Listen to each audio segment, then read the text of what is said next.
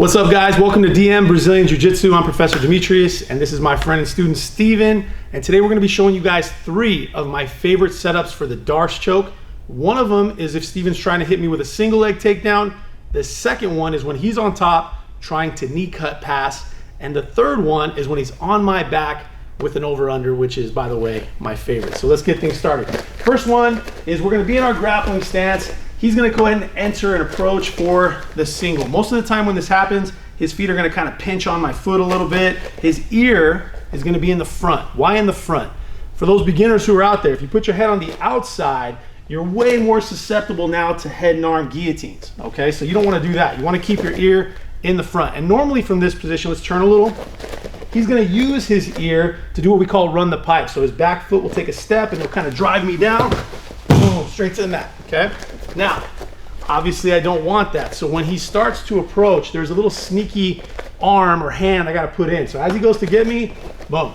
Did you guys even see it? Look up a little. See this hand, how it sneaks in? Let's look at that again.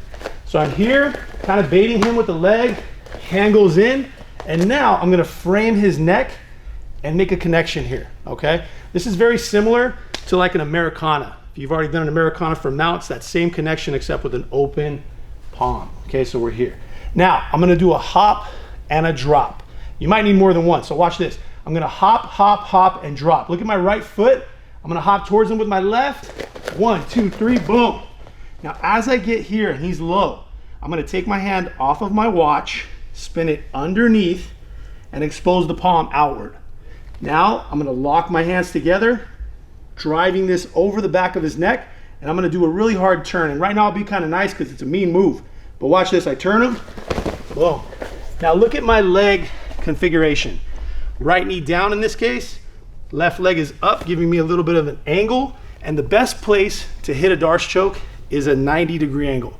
We don't wanna be up here in the north-south trying to get this, and we also don't wanna be too low trying to curve it, okay? I wanna be right here, like this.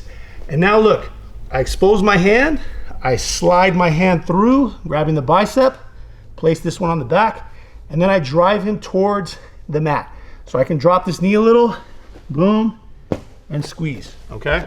Let's look at it again one more time, and I'll give you one little bonus option at the end, okay? So we're here, he captures, I frame, making it harder for him to use his head and ear to push me down.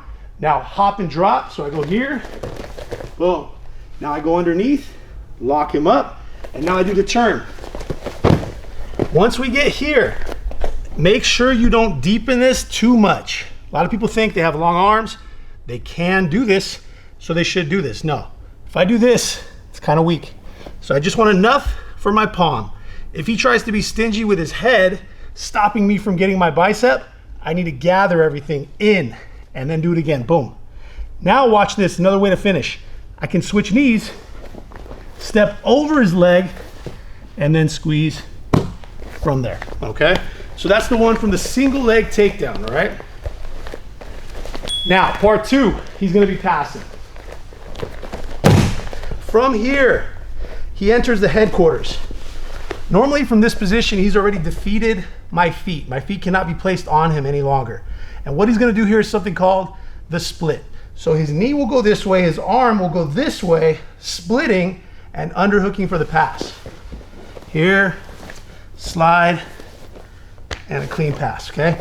Now let's set him up for the Darce. So we're here, he gets around my foot. Now watch this hand. If this is the foot that's in between his legs, this hand's gonna go outside his knee. Watch, he starts to go, boom, just like this.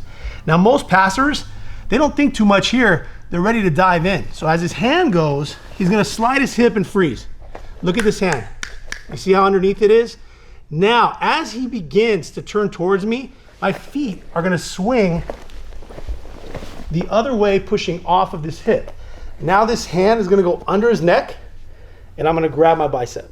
From here, 2 choices. I can squeeze where I am, or I can give him a really powerful bump and try to put him down on this hip. So the first one, I'll go here, nice squeeze. Second one, I can lock, bridge him, and walk in for the squeeze there.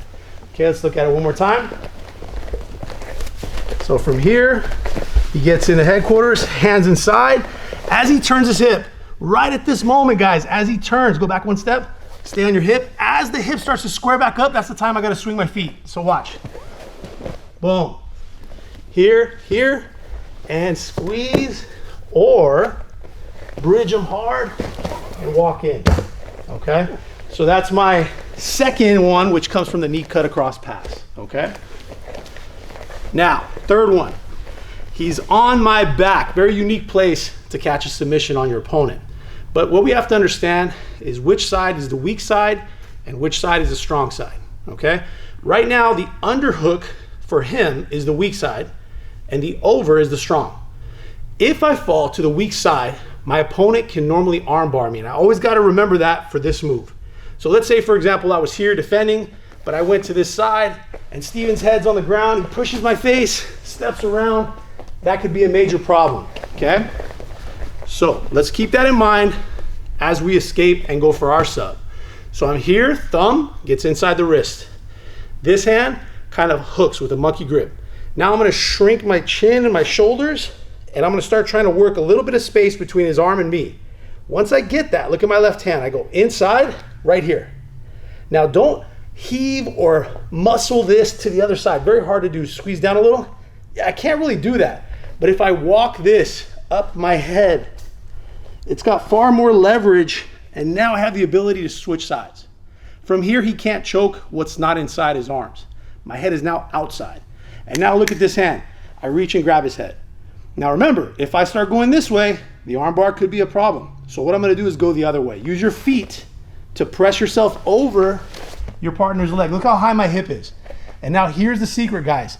As I turn outside of his hook, if I stay here and leave his arm on top of my body, he's gonna get up to side control. You see that? That's all bad for me.